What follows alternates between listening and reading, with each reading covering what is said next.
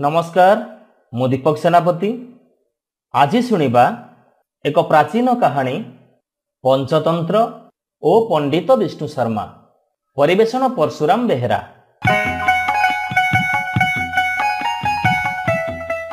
प्राचीन भारत रे जने राजा राजुती करुथिले।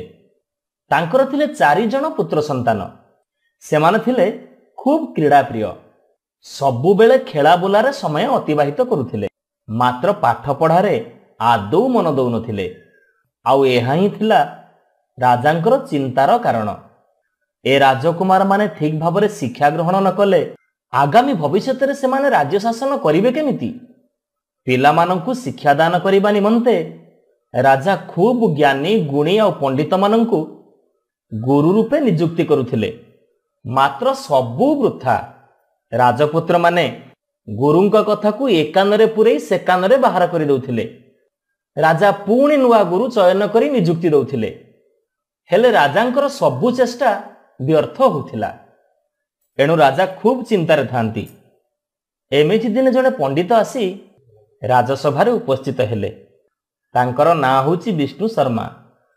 से राजांकु संबोधन करी कहिले, हे राजन, राजकुमार मानंकु मु शिक्षा दान करिबाकु चाहूची। मोर पूर्ण विश्वास अछि पिला मानंकु 6 मास मध्यरे पिला मानंकु मु 6 मास भितरे शिक्षित ज्ञानी आ बुद्धिमान करी गढ़ी परिबी। पंडित विष्णु शर्मांकर एमिति दंभोक्ति सुनी राजा चमत्कृत हेले। से आनंदित होई पचारिले, तमे सत कहूच? विष्णु शर्मा सहास्य बदନରେ उत्तर देले, मो उपरे भरोसा रखंतु महाराज। मात्र 6 मास पई पिला मानंकु मो दायित्व रे रखंतु। जदि मु मो कथा अनुसार कार्य करी न पारे तेबे विष्णु शर्मार नाम आउ ए पृथ्वी रे रहिबनी। ए कथा सुनी राजा आनंद रे तांकर पिला मानंकु डकेई आनी कहिले, ए होउचंती तुम मानंकर नूतन शिक्षा गुरु। तमे माने तांको सहित मात्र 6 मास रही शिक्षा ग्रहण कर। एहा परे पंडित विष्णु शर्मा राजपुत्र मानंकु सांगरे धरी निज आश्रम को फेरी गले। बनस्थ मध्यरे एक नदी तटस्थ आश्रमर सौंदर्य पिला मानंकु खूब भल लागिला। पंडित विष्णु शर्मा आश्रम सम्मुखस्थ एक वृक्ष मूल रे आसन पकाई पिला मानंकु शिक्षा दान करिबा पई बसिले। पिला माने भाबुथांती तांकर नुआ गुरु एबे निश्चय तांको व्याकरण गणित आदि जटिल विषय सबु पढ़े विरक्त करिवे। किंतु ना, सेमिति हेलानी। प्रथमे धीर मधुर स्वर रे गुरु विष्णु शर्मा कहिले, तुम मानंकु मु गप कहिबी, तमे माने सुनिबाकु चाहुछ कि? एबे कुमार माने खुशी हेई उत्तर देले, हां गुरुदेव, गप सुनिबाकु आमे माने खूब भल पाऊ। एहा परे विष्णु शर्मा कहिले, तेबे गोटे गप कहूची सुन। दक्षिण भारतर महिलारोप्य नगर रे रहुथिले जने सौदागर। से दूर दूरांतर बुली व्यवसाय वाणिज्य करुथिले। थरे से तांकर बलद चालित शगड़ गाड़ी गुड़िकरे पण्य द्रव्य मान बोझेई करी दूर राज्य को यात्रा करुथांती। से माने जाऊ जाऊ गोटे जंगल पड़िला। से जंगल पथरे हठात गोटे बलदर गोड़ खाल भितरे पड़ीगला। आउ बलदर गोड़टी भांगीगला। ए कथा देखी बणिक जनक से बलद को शगड़रू फिटेई देई तार चिकित्सा करैले। हेले तांकर समस्त चेष्टा विफल हेला। एणु से बलदटी को सेही ठारे छाड़ी देई निज गंतव्य पथरे चली गले। जंगल भितरे पड़ी रही से बलदटीर गोड़ क्रमे भल होबाकू लागिला। जंगलर निर्मल वायु, पहाड़ी नदीर निर्मल जल आउ सबुज छन छन कंचा दुब घास खाई से बलदटी क्रमे हृष्टपृष्ट आउ बलवान हो गला। दिने से बलदटी मन आनंद रे खूब जोर रे हमारड़ी पकेला। एतिकी बेले से जंगलर राजा महाबल सिंह किछि दूर रे से नदी को पानी पीबाकू आसुथिले। से जंगल भितरे एमिति अस्वाभाविक रड़ी शुणी चमकी पड़िले। कौनसी एक खूब बलशाली नुआ धरणर पशु एई जंगल भितर को आसीची भाबी से खूब भयभीत हो पड़िले। ସିଂହ ରାଜା ଭାବିନେଲା ଯେ ସେଇଟି ନିଶ୍ଚୟ ତାଠାରୁ ବଳବାନ। ଏଣୁ ସିଂହ ଆଉ ପାଣି ନ ପିଇ ତରବର ହେଇ ନିଜ ଅନୁଚରମାନଙ୍କ ସହିତ ନିଜ ଗୁମ୍ଫାକୁ ଫେରିଗଲା। ଅଳ୍ପ ଦୂରରେ ଦମନକ ଆଉ କରଟକ ନାମକ ଦୁଇଟି ବିଲୁଆ ସେମାନଙ୍କ ରାଜାଙ୍କର ଏଇ ଭୀତତ୍ରସ୍ତ ଅବସ୍ଥାକୁ ଲକ୍ଷ୍ୟ କରୁଥିଲେ। ଦମନକ ବିଲୁଆ କହିଲା, ଆରେ ଆମ ରାଜା ଏମିତି ଭୟଭୀତ ହେଇ ପାଣି ନ ପିଇ ଫେରିଗଲେ କାହିଁକି? କରଟକ ବିଲୁଆ କହିଲା, ଆରେ ଏଇ ଚୁପ୍ ରହ। ପର କଥାରେ ନାକ ଗଳେଇ କିଳା ଉପାଡ଼ି ମାଙ୍କଡ଼ ଲାଙ୍ଗୁଡ଼ ହରେଇଲା ପରି ନିଜକୁ କାହିଁକି ବିପଦ ଆଡ଼କୁ ଟାଣିବା କହିଲୁ? ଏବେ ଦମନକ କହିଲା, ଆଚ୍ଛା ସେ କିଳା ଉପଡ଼ା ମାଙ୍କଡ଼ କଥା କ'ଣ ଟିଏ କହିଲୁ? କାହିଁ ସେ କଥା ତ ମୁଁ ଶୁଣିନି। ଏହାପରେ କରଟକ ବିଲୁଆ ସେଇ ମାଙ୍କଡ଼ କାହାଣୀ ବର୍ଣ୍ଣନା କଲା। ଠିକ୍ ଏତିକି ବେଳେ ପଣ୍ଡିତ ବିଷ୍ଣୁ ଶର୍ମା କାହାଣୀଟିକୁ ସେଇଠି ରଖିଲେ ଓ ଖାଇବା ସମୟ ହେଇଗଲାଣି ବୋଲି ଘୋଷଣା କଲେ। ମାତ୍ର ରାଜକୁମାରମାନେ କାହାଣୀ ଶୁଣିବାରେ ଏମିତି ମଗ୍ନ ହେଇଯାଇଥିଲେ ଯେ ସେମାନେ ପାଟି କରି ଉଠିଲେ, ନା ନା ଗୁରୁଦେବ, ତାପରେ କ'ଣ ହେଲା କୁହନ୍ତୁ। ଏଥର ସ୍ମିତ ହସି ଗୁରୁଦେବ ବିଷ୍ଣୁ ଶର୍ମା ତାଙ୍କର ଗଳ୍ପ ପୁଣି କହି ଚାଲିଲେ। ଏମିତି ଭାବରେ ସେ କହି ଚାଲିଲେ ଗପ ପରେ ଗପ। ପିଲାମାନେ ସେଇ ପଶୁପକ୍ଷୀମାନଙ୍କର ଗପ ଭିତରୁ ମଣିଷର ପ୍ରକୃତି, ବିଜ୍ଞତା, ବୋକାମି, କ୍ରୂରତା, ଜଟିଳତା, ଆଚାର ବ୍ୟବହାର, ପରିଶ୍ରମ, ସଂଯମ, ଯୁଦ୍ଧ, ସନ୍ଧି, ରାଜନୀତି ଆଦି ଶିକ୍ଷା କରିପାରିଲେ। ଅବସର ସମୟରେ ସେ ସବୁକୁ ନିଜ ନିଜ ଭିତରେ ଆଲୋଚନା କରି ସିଦ୍ଧାନ୍ତ ନିରୂପଣ କରିବାରେ ମନ ଦେଲେ। ଏମିତି ଭାବରେ 6 ମାସ ପୂର୍ଣ୍ଣ ହେଲା ବେଳକୁ ରାଜକୁମାରମାନେ ସମାଜର ରୀତିନୀତି ଓ ଯେକୌଣସି ସମସ୍ୟାର ସରଳ ସମାଧାନ କରି କେମିତି ଭାବରେ ରାଜ୍ୟ ଶାସନ କରିବାକୁ ହୁଏ ଇତ୍ୟାଦି ଜ୍ଞାନ ଆହରଣ କରିସାରିଥିଲେ। ଏହାପରେ ପଣ୍ଡିତ ବିଷ୍ଣୁ ଶର୍ମା ରାଜକୁମାରମାନଙ୍କୁ ନେଇ ଦରବାରରେ ପହଞ୍ଚି ରାଜାଙ୍କୁ ସମର୍ପଣ କଲେ। ରାଜକୁମାରମାନେ ତାଙ୍କ ପିତାଙ୍କୁ ଯଥାବିଧି ସମ୍ମାନ ପ୍ରଦର୍ଶନ କରି ଶାନ୍ତ, ଶିଷ୍ଟ ତଥା ମଧୁର ସମ୍ଭାଷଣ ଜଣାଇଲେ। ରାଜା ଆନନ୍ଦରେ ସେମାନଙ୍କୁ ପାଖରେ ବସେଇ ପଚାରିଲେ, ଆଚ୍ଛା ପୁତ୍ରମାନେ, ତୁମ ଗୁରୁଦେବ ତୁମମାନଙ୍କୁ କି ପ୍ରକାର ଶିକ୍ଷା ଦେଲେ? କେଉଁ ବହି ପଢ଼ାଇ ତୁମମାନଙ୍କୁ ଶିକ୍ଷିତ କରେଇଲେ? ପିଲାମାନେ କହିଲେ, ମଣିଷ ଜୀବନର ଅନୁଭୂତିରୁ ହିଁ ସର୍ବଶ୍ରେଷ୍ଠ ଶିକ୍ଷା ମିଳିଥାଏ ବାପା। ତାହା ହିଁ ଆମର ଗୁରୁଦେବ ଆମକୁ ଶିକ୍ଷା ଦେଇଛନ୍ତି।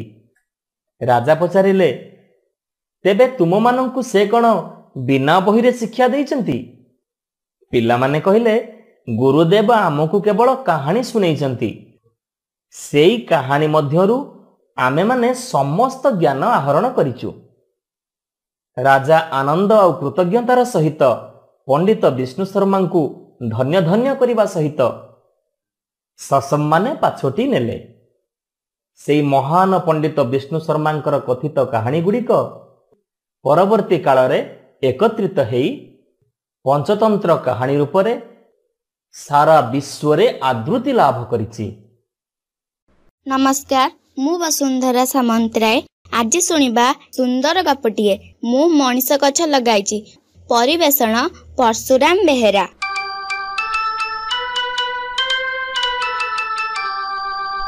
ବହୁତ ଦିନ ତଳର କଥା। ଜଣେ ରାଜା ଥିଲେ, ନା ତାଙ୍କର ମିହିର ସେନ।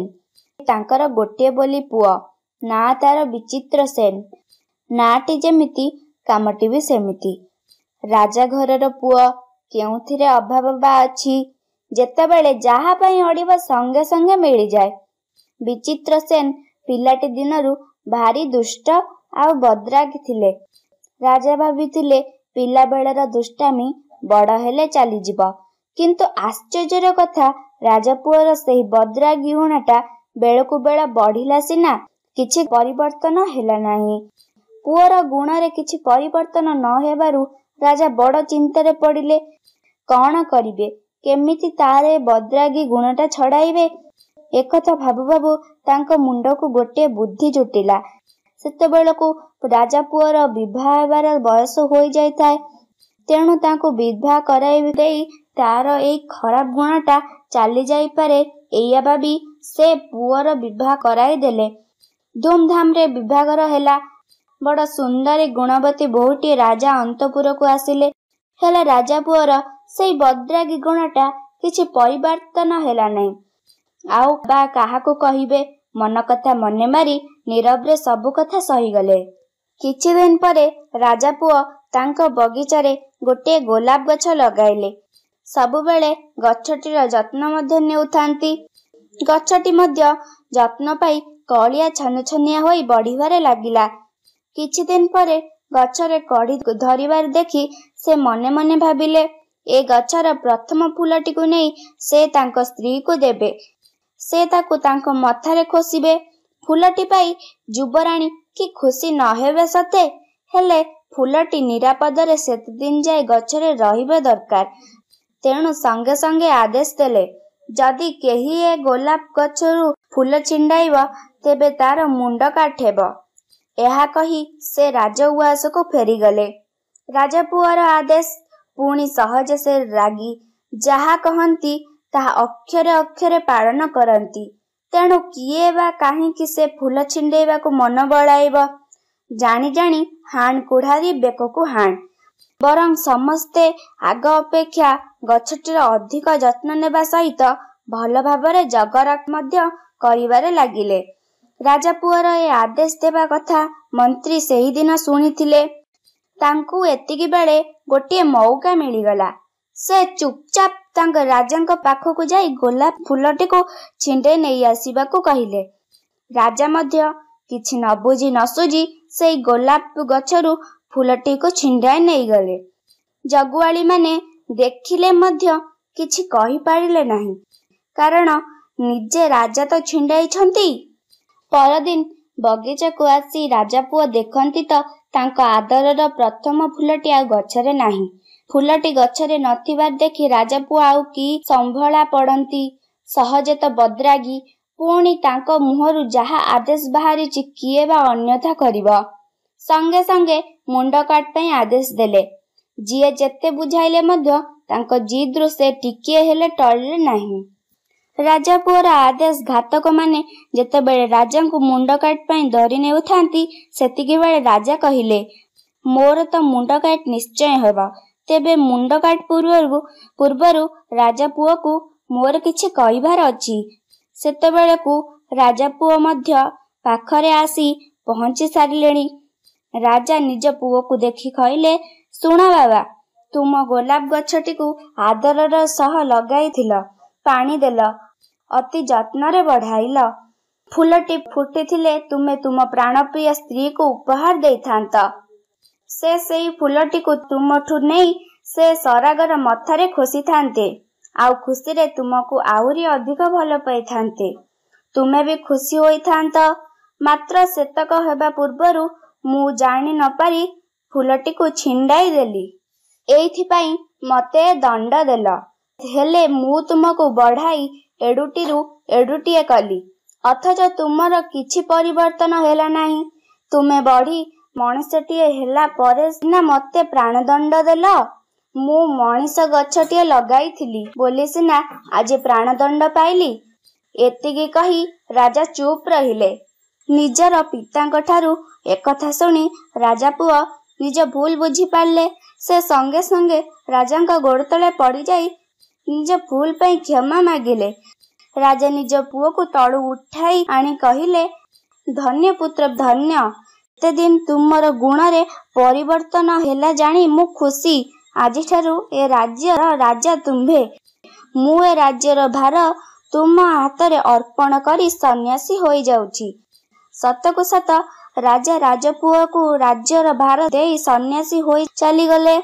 राजापुओ मध्य राजा होई बड़ सुरुखुरे प्रजा मानक पालन करिबाकू लागिले। हेले मंत्री भाबुथिले गछटार भूमिका केड़े महान सते, जहा दीर्घ वर्ष धरी परिवर्तन होई पारु नथिला। आज एई गछटा द्वारा से सब संभव होई परला। नमस्कार।